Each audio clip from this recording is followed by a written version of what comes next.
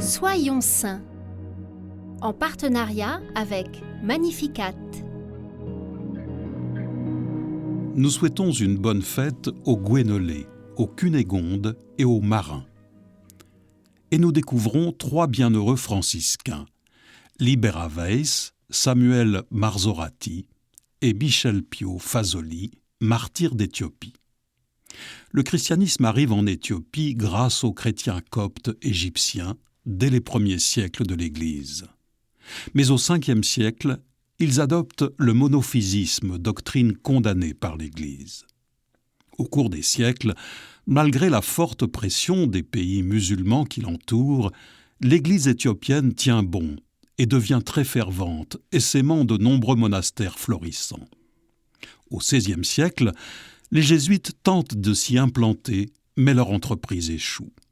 Puis, en 1704, la Congrégation pour la propagation de la foi envoie un premier groupe de franciscains, parmi lesquels Libera et Michel Pio, qui se sont portés volontaires.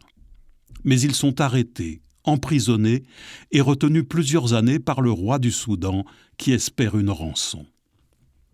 Les quelques survivants à ces années de captivité sont finalement expulsés vers l'Égypte. En 1711, ils font une deuxième tentative, cette fois-ci accompagnés de Samuel. Ils parviennent enfin à destination et le roi d'Éthiopie leur fait bon accueil.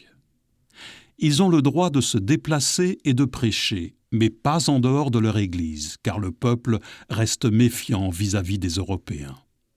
Ils apprennent la langue et se mettent au service des plus pauvres, qu'ils soient musulmans ou coptes. Une fois qu'ils se sentent admis, ils essayent d'entamer un dialogue afin d'exposer la foi catholique, déclenchant ainsi la colère des coptes. Le roi les éloigne pour les protéger, mais à sa mort, ils sont ramenés à la capitale pour être jugés.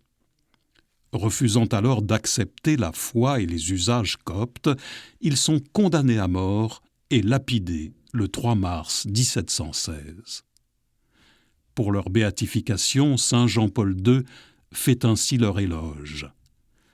Par leurs travaux missionnaires, leurs souffrances et leurs morts, les martyrs Libera, Samuel et Michel Pio sont des exemples éclatants de la façon dont la vérité peut être annoncée et vécue sans pour autant renoncer à l'amour.